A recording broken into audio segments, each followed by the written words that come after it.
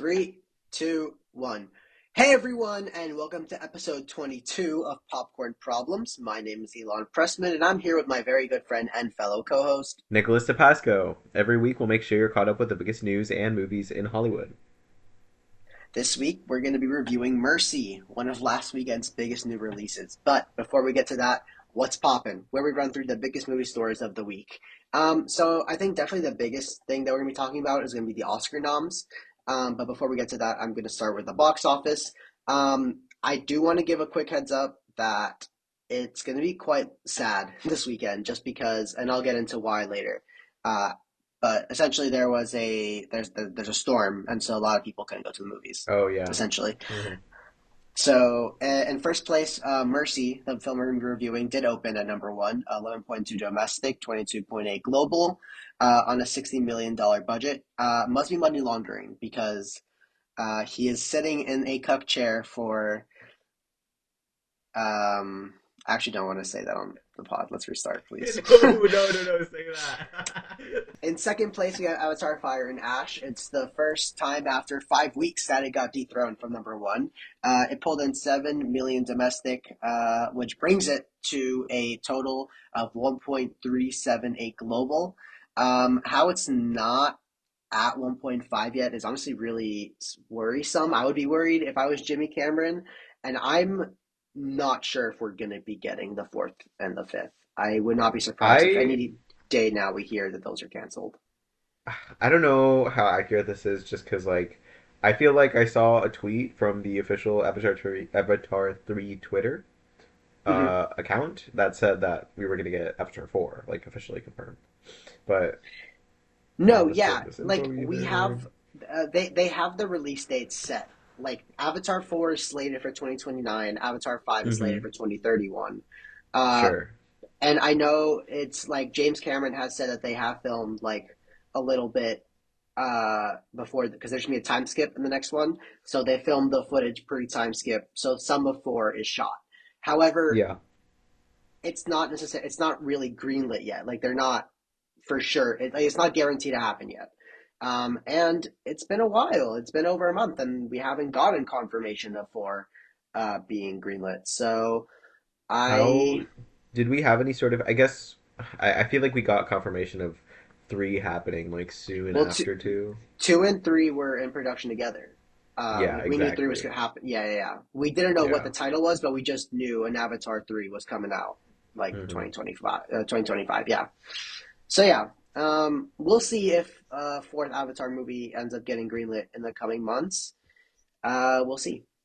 I hope In so. third place, yeah, I hope so, but I don't know. It's like I said, I'm surprised it hasn't happened yet. Is my Mm, point. yeah. Yeah, Zootopia 2 in its ninth week is still in the top 10. Not only in the top 10, it's in third place. 5.7 billion domestic this weekend, bringing the total to 1.744 billion. I feel like the box offices for Zootopia 2 and Avatar like traded. I feel like Avatar 2 should be having the success as Avatar 3 should have the success as Zootopia 2 and vice versa. But I, no, it's so true. I also just feel like the current attitude towards Avatar is kind of how I feel like the contrarian attitude towards Avatar was back when the second one came out. If that makes sense. I feel like now the mhm. majority of people are they're just like they don't what they were saying back then. There were people who were hyped for Avatar 2, and then there were people who were like, "Oh, this has no impact on like culture. This is like nothing. This is lame. This is stupid."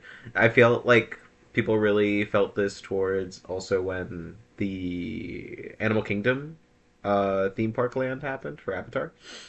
And Mhm. then but there was still a lot of hype for these things. And then I feel like after Avatar 3, like all of that became true. There has been no real cultural impact other than just like funny gifs or some shit. Um, Yeah. there isn't really something for people to care about in Avatar. People, I don't think people really connect with these blue people. Jake um, Sully. Yeah, where's Jake Jake Sully. Sully's fucking cultural impact? That's what I'm saying, bro. Where is Natiri or Kiri? Kari? Is that her name? The one played by the older lady. Kiri, yeah, Kiri. Kiri. Where's Kiri plushes, bro? Where are the Kiri dolls like that? There's just no Like demand. actually, I feel yeah, like people view it more like, especially with the theme park. I feel like people view these like the franchise as like a theme park ride. Like you go watch the movie for the experience, but you're not going to go and rewatch it. yeah. Um, so But what I mean is it like also like, sorry, what I mean is also like, Zootopia has that marketability. People are buying toys, people are buying merchandise, people are buying. I mean, maybe not as much. I don't know, but there is like a sort of like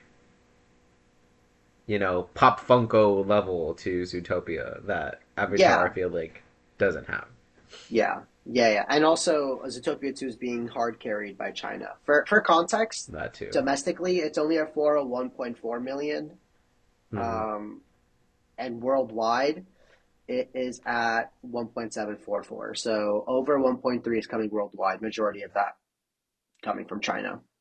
That's insane. That's Yeah, crazy. yeah, it's crazy.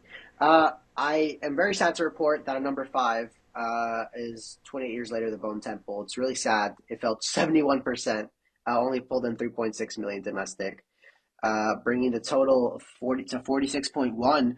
I'm worried that the third one might get canceled. You If this think? is really, if this is really how much it's, I mean, that's what I was seeing people say online. I don't know. I hope not, but this is, pretty sad. It had a $63 million budget, and it hasn't even reached that yet for like a pretty known franchise. I would say people know that the 28 brand. Um, Was 28 years later a successful? I'm pretty The sure. movie from I think last it did year? fine. Let me see. 20 years later, box office.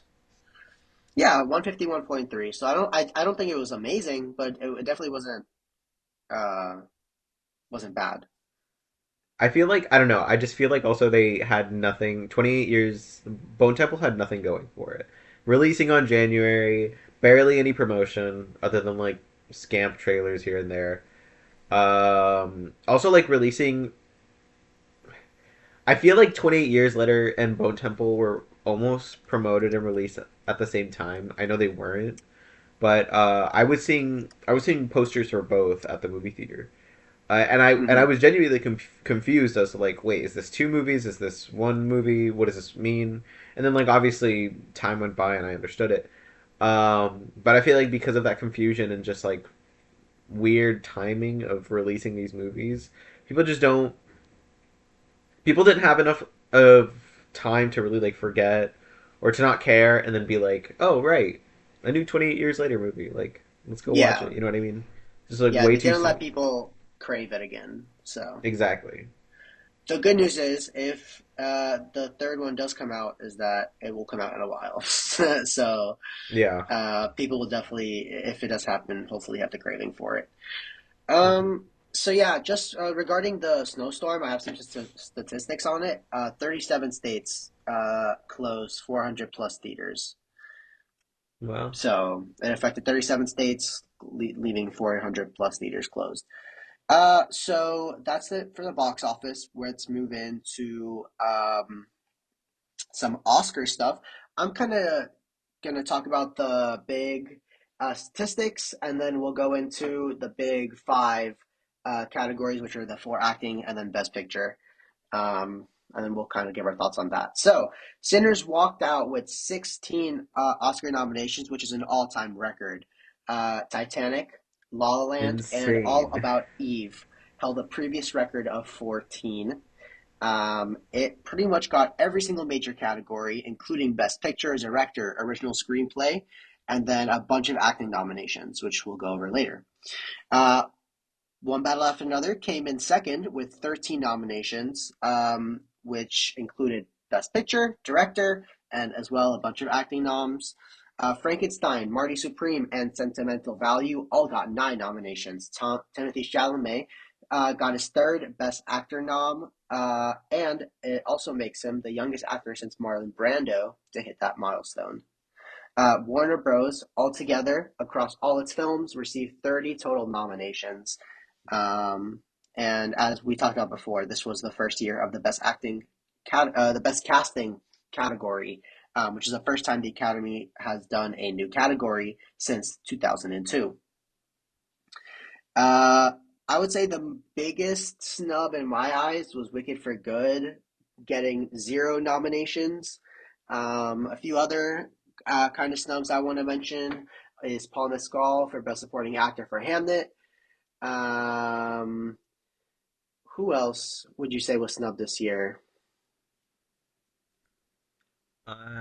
I can't wait for Sinners. I can't wait for him to absolutely mog Sinners with that hidden sweep at the Oscars, Write in. bro. It's me or write in submissions.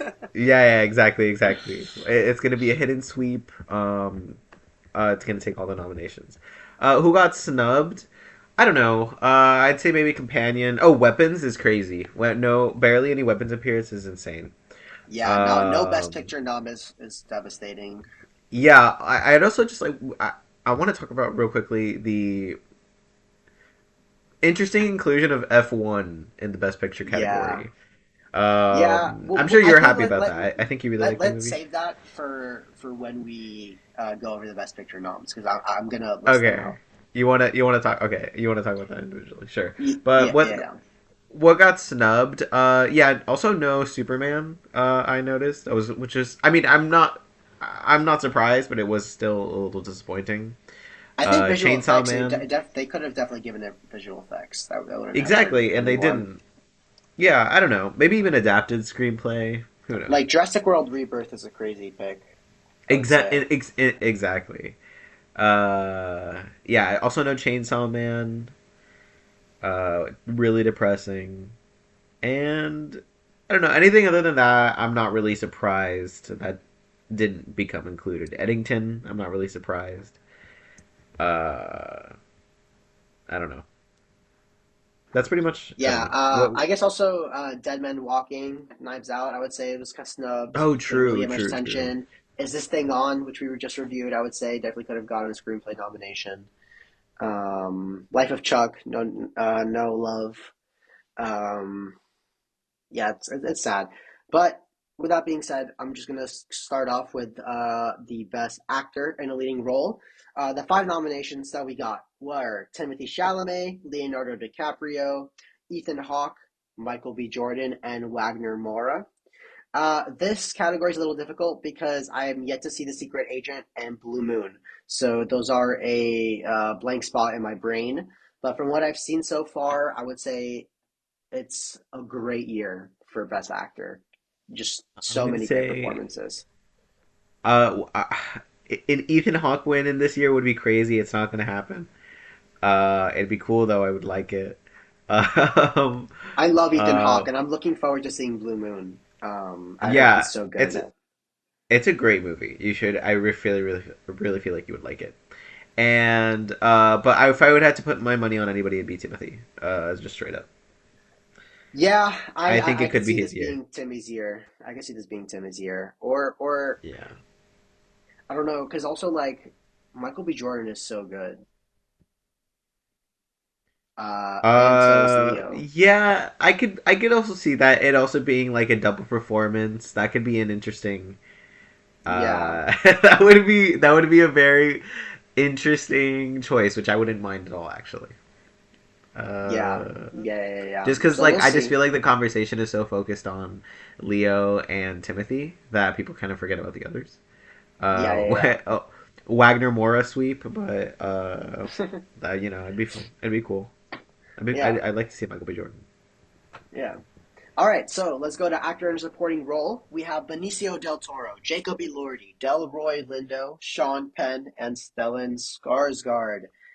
Quickly want to say, really cool that One Battle After Another has two nominations in this Yeah. category for two Hmm. fantastic performances.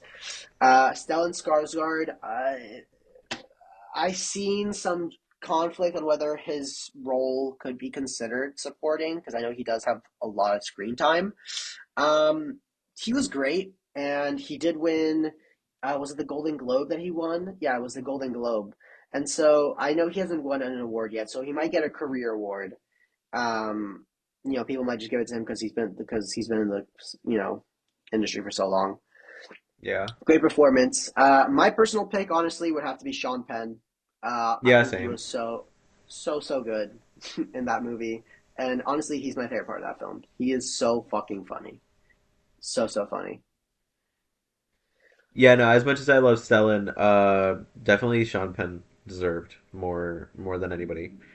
Especially because I don't really even recognize the other ones. No, that's Yeah, well, Delroy Lindo, he was the guy who drank a lot in Sinners, like the older guy. oh sure, okay, yeah, I know who you're talking about. Jacob Elordi, it was Frankenstein's monster, I can and see them then giving it to. I can see it giving him to Delroy Lindo though. yeah, I could see that too. And Benicio del Toro is Sensei from One Battle. Yeah, Yeah, great I year, have. Yeah, all around. Great year all around. Every single one of these performances are spectacular. for sure. Oh yeah, and of course I recognize Benicio. Yeah, I forgot about him. But continue. Sorry. So yeah, so next we got actress in a leading role, which I think this is one of the most stacked years it's been in a while. I have to say, Jessie Buckley, Rose Byrne, Kate Hudson, Renate Reigns, and Emma Stone. I would say this is really down to Jessie Buckley and Rose Byrne. Um, I'm yet to see Sung Sung Blue, so I could not tell you how good Kate Hudson is. But from what I'm reading, is that she's kind of like the villain. Like people don't really like that she's got nominated. I think that the spot definitely could have gone to maybe Jennifer Lawrence for Die My Love, or another film. But yeah, Jessie Buckley was just so spectacular in Hamnet, and this is definitely her Oscar to win. I have to say. Rose Byrne is for If I Had Legs I'd Kick You. Yeah, have you seen that film? I have not. It's like the top film that Yeah, I'd I love to liked it. watch. Her performance carries that movie on her back. She plays it so well. She's great, but Jessie Buckley is just, I don't know, that performance, I think about it a lot. It was really, really well done. And also Emma Stone in Begonia. Um, Really heartbreaking that this is the performance that's getting highlighted in Begonia when I feel like Jesse Plemons carried that movie like on his back. Jesse Plemons was so good in Begonia, and I feel like the only performance getting love award wise is Emma Stone, and she's great. She's so good in it, but would love to see Jesse Plemons get some love as well. But I that's was just going to me. say from that whole list of movies that I have not seen, um, my personal pick would be Emma Stone for Pogonia. Yeah, she's I really great. like, yeah, I really like Jesse Wellington's performance, but I feel like this might be a little bit of a hot take, but I just feel like sometimes, not that it wasn't believable, but I just feel like sometimes screaming is just it just turns into screaming. And although I think she really gave a heartful and gutted performance that like moved me while I watched it, I feel like, and this might not be her fault. This is more Chloe Zhao's direction or like choice of how to direct the film, but it just became too much and it became too easy of like a thing to do to just like Hmm. make Jesse Buckley scream. Um, while emotionally moving, but it was just like I kind of get it. Hmm. I don't know. That's kind of how I felt about her performance.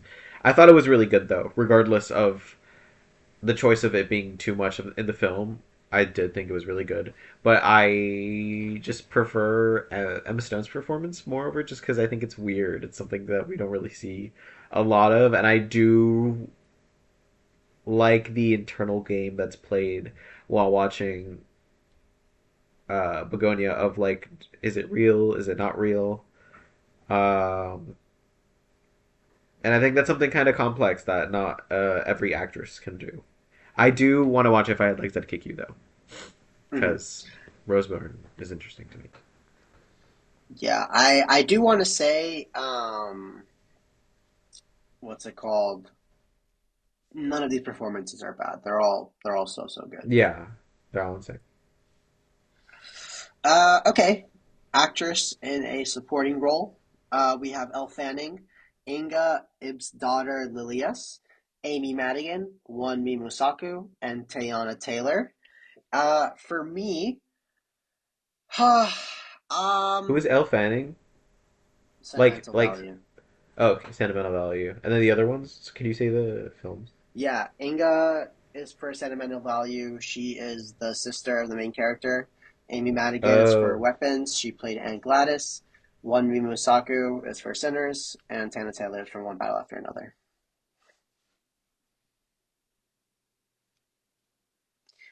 I would say my personal I'd give it pick to between Elle yeah. Fanning and Amy Madigan, just because I think that would be such a fun performance to reward, or Tana Taylor hmm You said Amy Madigan was for Sinners. Who was she in Sinners? on Gladys. Oh. I see. I see. Yeah, I would maybe go with Amy Madigan or Inga. Um, Yeah, she was great too. because yeah, I thought she maintained entertainment. I thought she also knew how to. She had a presence on screen.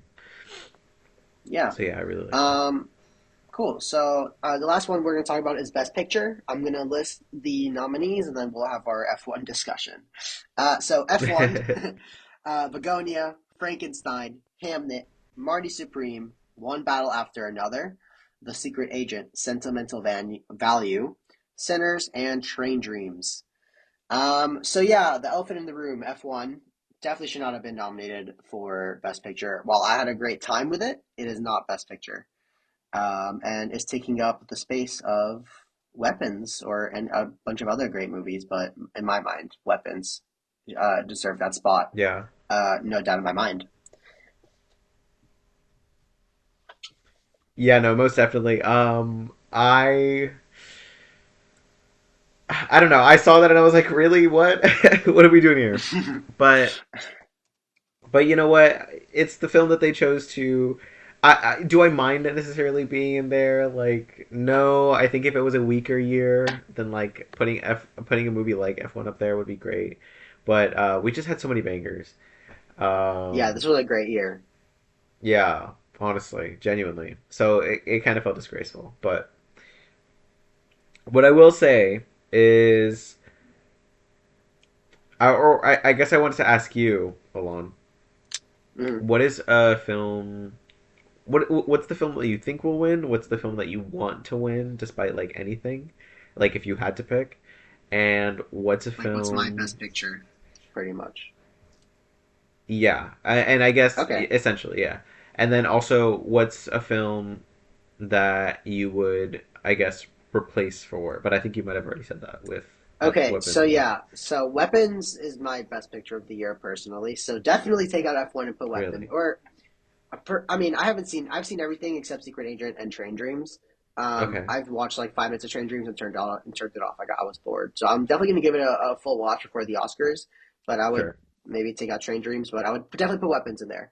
Now, out of this list, who do I think will win? Out of this list, I think One Battle After Another will win. Who do I Okay. think should win out of this list? I would say the clear choice, just in quality and cultural impact for the year. Uh, I feel like it has to be Sinners, right? I mean, I feel like when we think back to 2025, it'll probably be the hmm movie we remember probably the most, like the movie of the year. You think you're really on the Sinners sweep I think I for like all am the just nominations? because I think it's so cool seeing like a vampire genre film, but Uh huh. so well made with like a spin on it, getting recognized by the Academy.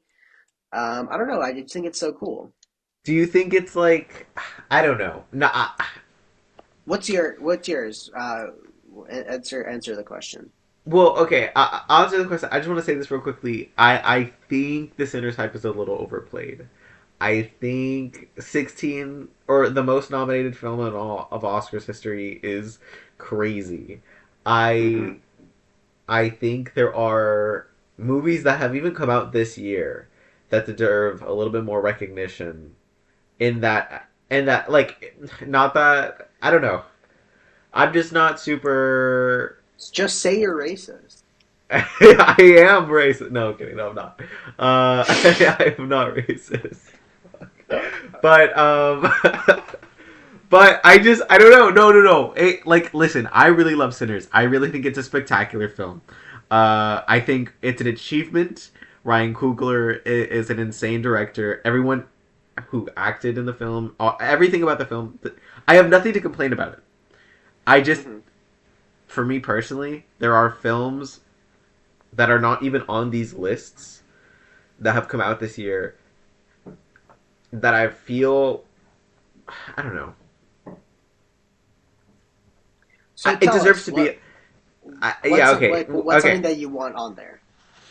Well, here's what I'll say. I wouldn't even remove it from the nominations of Best Picture. I would keep it there. I would remove maybe something like Train Dreams, honestly, because I don't care. I'm still gonna watch it before the show, but I can kind of already tell. Maybe I hope I'm wrong, but I can kind of already tell I'm just not gonna care about that film. Yeah. I would remove Train Dreams. It's also just the most boring, like Green Book ass movie from the whole list. And then maybe yeah, I'd replace it with Weapons. And if Weapons was already on this list, shit, would I be crazy to put Superman on here? Maybe not winning, but definitely nomination. I could see Would I be that. crazy for that? Yeah, I don't know. And then aside from that, I just think 16 is crazy. I just think the most nominated film in Oscar to history is crazy. I think it Yeah, deserves incredible it's a acclaim. choice. It's a choice. I just feel it just feels a little what is the word I'm looking for? Like purposefully overplayed. Hmm. Like overcompensating. I see. Almost patronizing a little bit. But that's neither here nor Interesting. there. That's neither here nor there. Interesting. Okay. But but yeah, no, that's what I would do. And which one do I think? Do I want to win? No, which one do I think will win? I'm gonna give it to either.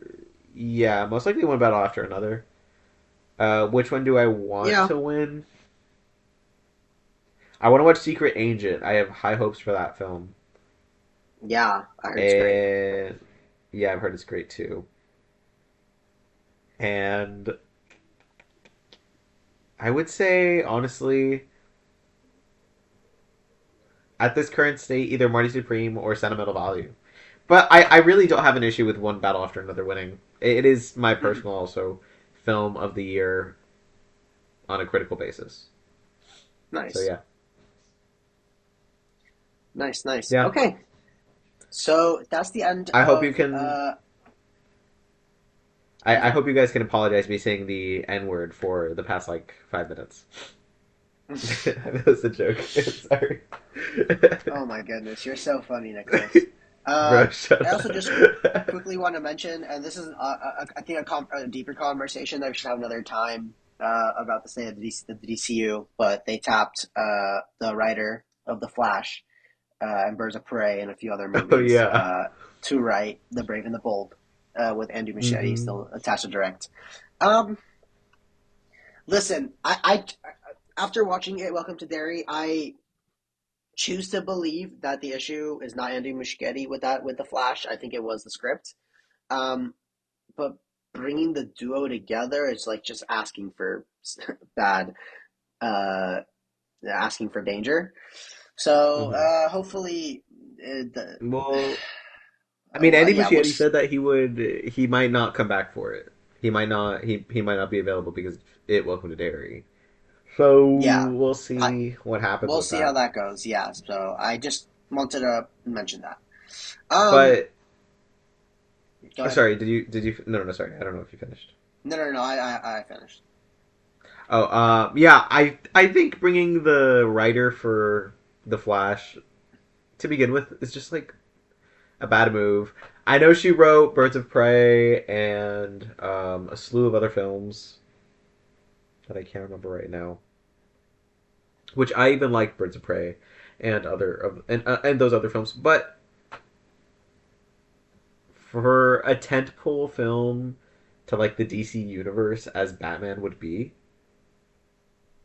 I honestly like anything less than genuinely I mean, anything less than like an Oscar nominated like writer is like insane. look Genuinely, at who's been attached to this before: Tim Burton, Matt Reeves, Christopher Nolan, Zack Snyder. that's Um, what. yeah, but just there's a reputation, and you really want it to follow suit. Yeah, no, that's what I'm saying. Like, I don't understand the choice at all. I I don't know. I just wish we had some sort of positive sort of indication as to why this has been made. But at the end of the day, these choices are made, and we're just randos Yeah, I think doing James it. Gunn So needs to do like another like press conference and like give us state of the DCU because we for just sure, it's a weird. I think that might happen honestly like after Lanterns maybe, yeah. but that it should happen sooner rather than later. Speaking of DCU, real quickly, did you see the Lobo trailer for Yeah, I Supergirl? did. Yeah, looks cool. That's Lobo. That's what I expected. Yeah, definitely is Lobo. I'm actually really excited for Supergirl. I think No, I am you too. know. But they just ev- should have shown him in the trailer. I don't know why they had to do a whole nother one to reveal him. It's kind of stupid. Yeah, Like, or just left him in the movie, honestly. I didn't really need to see him. I was like, oh, okay, this is cool, but alright, whatever, do what you yeah, want. yeah. Yeah. All right, so that brings us to the end of what's poppin' and into what we watched. Um, Welcome to week 2 of our Scream marathon leading to Scream 7. We watched Scream 2 this week. And Nick, I'm very interested to hear what you thought of Scream 2. So is this whole conversation spoiler? Yeah, yeah, yeah. Okay, so spoilers. We'll attach this at the end of every statement. But spoilers for Scream 2. They killed all my goats, bruh. Or I guess not killed. I thought they killed Dewey for a second, bro. But but they Who they killed kill that Randy. you like? Oh yeah, Randy. R.I.P. Randy. Bro, Yep. they killed Randy, bro. I fucked with Randy heavy, and like I said, they were about to kill Dewey, and I was so sad when they killed Dewey, or when they killed, yeah, quote unquote killed Dewey, and then they came back. Yeah, Dewey goes through it Um, in these movies. Dewey goes through it in I'm, these movies. have you ever played like those iPhone games where it'd be like a little sack man, and you would just like Yes, torture yes. him, like throw him around like with like swords and shit. Yeah, that's kind of Dewey. That's how I feel like these movies are gonna treat Dewey. That's actually really Um, funny. but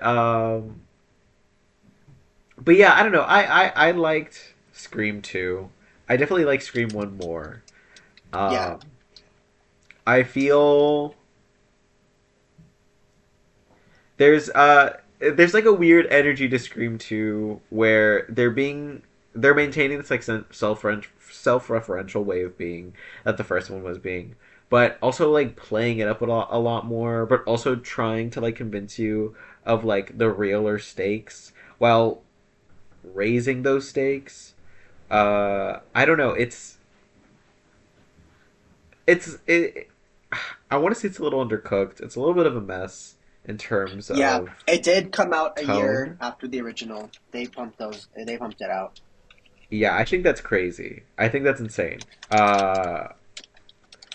When did Scream 3 come out? Do we know this or Yeah, do you know? 2000. Okay, so they have time. Interesting.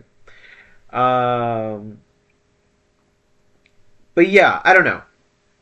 I liked it, but you can tell just like the story and the actual mystery um, was not as thought through, especially considering the actual Scream villain, which I did not like. But I Yeah. feel like I talked about it a lot. I want to So give what do you you think of the some. killers? What do you think of the killers? So I knew it was going to be what was his name? Billy? No, his name wasn't Billy. Mickey. Um, Mickey? Yeah. Hmm. I knew it was going to be him. I mean, I didn't know for sure. I mean, okay, wait. I knew before I watched the first one, I knew who the killers would be. I don't know who any of the killers are from Scream 2 onward. When I watched the movie, I was like, oh yeah, it's most likely Mickey because like he's just kind of weird and only shows up in weird moments. It's most likely him. Um,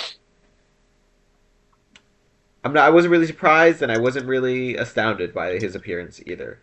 And Hmm. I wasn't really astounded by Billy's mom either. Wait, what's his name? Billy? That his name? Yeah, Mrs. Loomis. Yeah, Mrs. Loomis. I wasn't really astounded by her either, and matter of fact, I felt it was kind of cheap. Um not that the motivation wasn't there, but I just it was out of nowhere.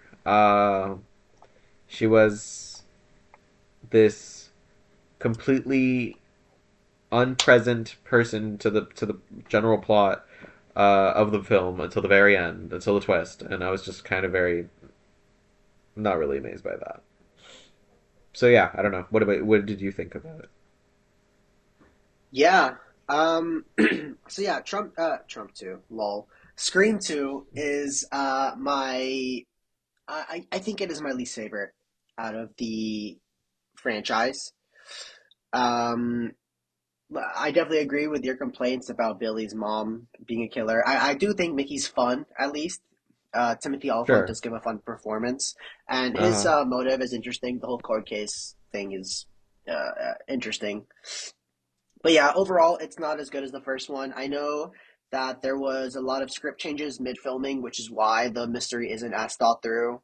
Because Interesting. with the first one, like the killers were always the killers from the start. But this one, not. I know the roommate was considered at one point, um, and other characters I don't really remember off the top of my head, but I know for sure the roommate was a killer, was considered to be a killer at one point. Mm-hmm. Um, I do like the opening scene a lot. I know when we were watching it, you kind of told me that you were not crazy about the opening scene. You said it was too campy.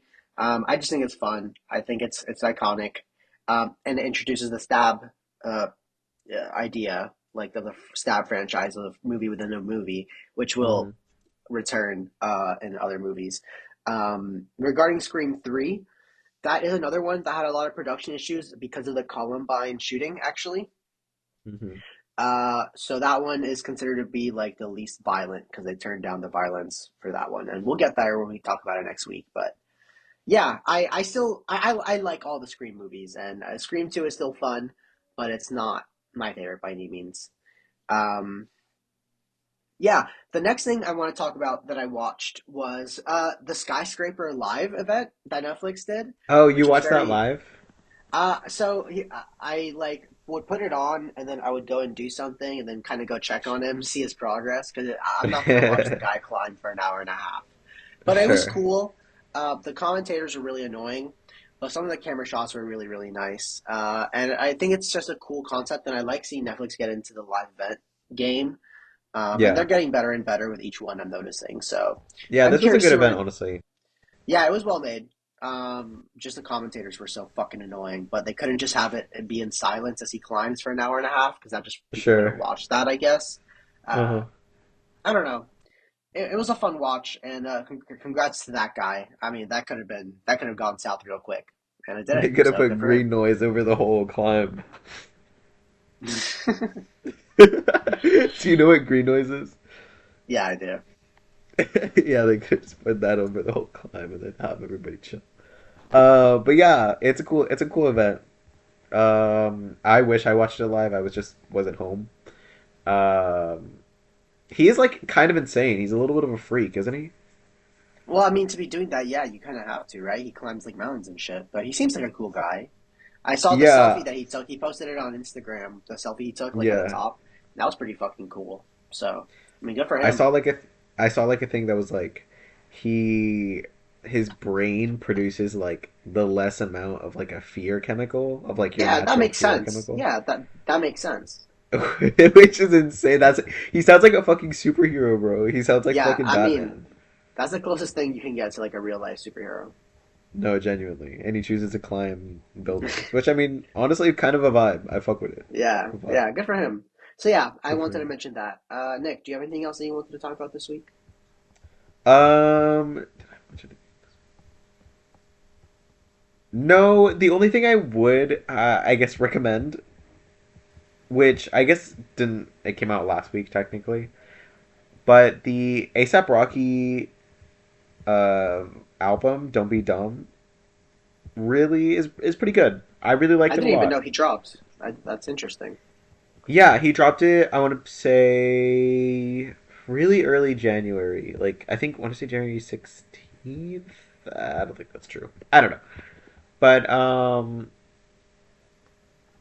yeah, he dropped it January 16th, and it's a pretty good album. I don't know. I think I have a lot of bias towards it just because Tim Burton art kind of directed, supervised, worked on it to some extent, and I'm a really big Tim Burton fan as an artist.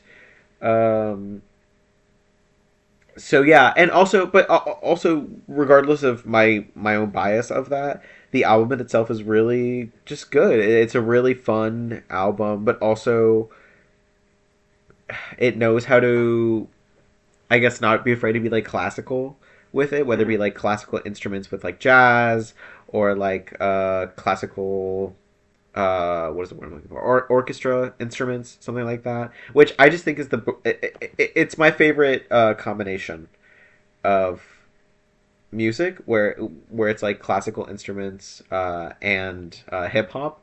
I just think is the most. I don't know. It's my favorite. It's the most Cool. vibrant to me. Cool. So yeah, this album does a lot of that, and I'm a big fan of it. Cool. Cool. Yeah, ASAP Rocky's also in If I Had Legs, I'd Kick You. So that's interesting. Oh yeah, that's the other reason too why I want to watch that movie is just because like that's such a weird. I'm sure he's not. Does he have a lot of screen time? A decent amount. Not like crazy, Interesting. but like an okay amount. I saw him in Highest to Lowest. Yeah, I haven't seen that and he movie. wasn't. Yeah, it's not really. It's okay. Um, he wasn't horrible in it. He was pretty good. He was okay. He was okay. Nice. So yeah, so But that brings us to yeah. the end. Oh, sorry. You had something else to say? No, no, no. That was it. No, that was yeah. That's it. Awesome. So yeah, that brings us to the end of what we watched and into this week's main review. Jesus. I'm gonna start with a quick spoiler-free review, spoiler-free summary. Then we'll hop into the review. I really don't have much to say about this film, but let's see. In the near future, an advanced AI judge tells a captive detective that he's on trial for the murder of his wife. If he fails to prove his innocence within 90 minutes, he'll be executed on the spot. Nick, what did you think about Mercy? Uh, every year, every year we get these films that are like a guy in a computer screen and just the camera like swings around the computer screen to like look at different things. It came I out hate like them. two I'm years so ago. tired of it. We saw it like one of those movies. What was Yeah, it called? Like that it was the was like last what one that was good. I don't know. There's missing and there was searching. searching, yeah. And then there was Unfriended, and then the one from last year was War of the Worlds, Best Picture, They're and never good. then They're never and good. then this year Christmas came early, or should I say Chris Pratt came early. Um, Oh, but yeah, no, I don't know. Every year we get these movies, and I'm kind of just sick and tired of them. It's not. It's not. It can't. It's just not done well. It's not. It's never done interesting. Everything. Every single time they think they did it good. They don't know how. They're stop trying to reinvent the wheel. The wheel is cooked to begin with. yeah, it's an Um, inherently like hard thing to do, but it's a hard thing to do because mhm. nobody wants you to fucking do it. No, and it's just boring. It's just like Yeah, it's you're not just visually showing me interesting. words. It's not. You can't really make it interesting. I think there are ways to make it interesting, but I don't think the narratives that they're giving us like, come on, man. Like, come on. AI AI judge determines if you live or die, bro. Like Yeah, that genuinely is an AI generated script for like yeah, that's not a real idea. That's an yeah. AI generated idea that they decided to make into a script, which was probably not was also probably AI generated after watching the film, and it just sucks. It really does suck. There is I honestly find no redeemable quality to this film at all. But I want to pass the talking Yeah, stick to you for a second. yeah. As you can as you can probably tell, I didn't like this movie either. I think it was just boring, uninteresting, visually uninteresting. Just whoever thought a movie set where it's just a man in a chair clearly doesn't know anything about film because film is inherently a visual medium, and so it's just whatever. Rebecca Ferguson does literally the most monotone, boring AI interpretation you ever could. The mystery, it could have been interesting, but every time it starts to get just a little bit interesting, I would say the momentum gets killed. It's so it's so devoid of life. I miss when Chris Pratt like would do real movies and like have charisma. I don't know. It's just a little sad because we went from such a great movie last week in the Bone Temple to this film, and I guess we took, it had to even out. So Hmm. this like there's really nothing to really talk about this movie. Like it was ugly, like not necessarily acted well. Like I would say Chris Pratt is overacting like crazy. Most of the other actors, other than the two main leads of Rebecca Ferguson and Chris Pratt, are just doing nothing. Yeah, it was just kind of a tough watch, and I knew it was going to be a tough watch going into it. And yeah, it wasn't even fun to watch like War of the Worlds was. War of the Worlds was fun to watch. This was not. This was just a drag. It was an hour and 50 minutes, something like that. Hmm. Insane, insane, insane runtime. Yeah, yeah, I don't know. Let's move into spoilers, I guess, so we can just talk about the details. Um, I was like, just gonna say, or sorry, continue. I feel like the only option that it was it had to be the AI guy, the AA guy, right? Because he's the only character that we've met, other Yeah. than the main people. He's the only other Uh-huh. guy. If they took the time to maybe build up the leads, like leads as in like leads of who killed the murder, um, Hmm. maybe it would have made the mystery more fun to follow along. Hmm. But like, I don't know. It was just so devoid of personality. It was not fun. It was just not a fun time at the movies. I could not have cared less who it was. It could have been the daughter for all I know. No, it would have changed nothing for me. This film was completely unentertaining to a point where the mystery, what mystery? I sat there like some could call me Chris Pratt. I felt like Chris Pratt. I sat there in the chair for you said an hour and 50 minutes. Sure, I'll believe you. Um, and I just, images definitely flashed in front of my eyes. I definitely saw something. And then I stood up and I left and went home and went to sleep and completely forgot about the movie. Yeah, I guess the AA guy, um, did make the most sense. I thought maybe also the other police officer, I think Kenneth Choi. Yeah, I mean, she didn't end Um, up being fucking innocent either.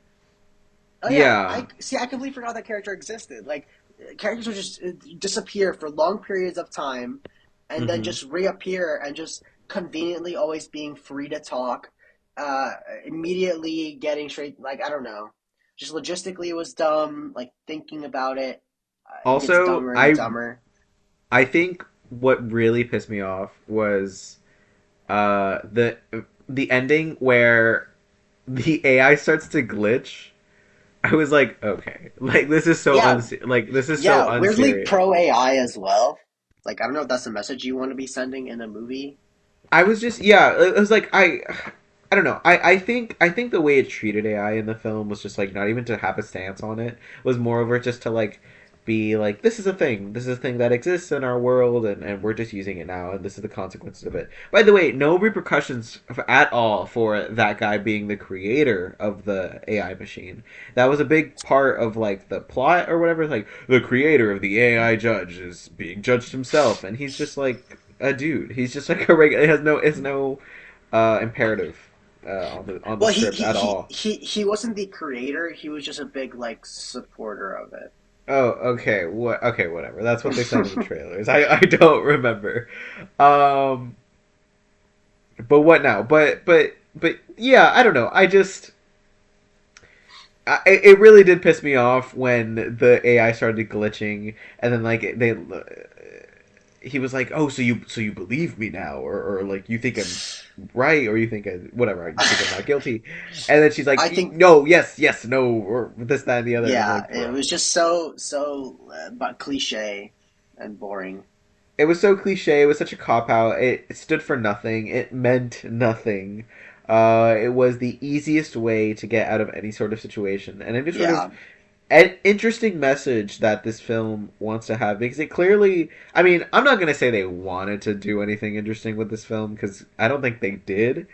I think the unfortunate aspect of it is that there could have been a world where a script like this could exist and maybe offered an I'm not gonna say the chair idea is I'm not married to that idea, but just a world where a film about like AI and the government and judgment and whatever and all of that. There could have been a world where that movie could have been interesting. Um, but we live in a world with Chris Pratt as Mario, so I don't think that's our world. Um, yeah, that's unfortunate. Yeah, it is what it is. yeah. Um, this was a rough watch. It definitely is the most January film I would say of the year so far. Yeah, Of like, definitely.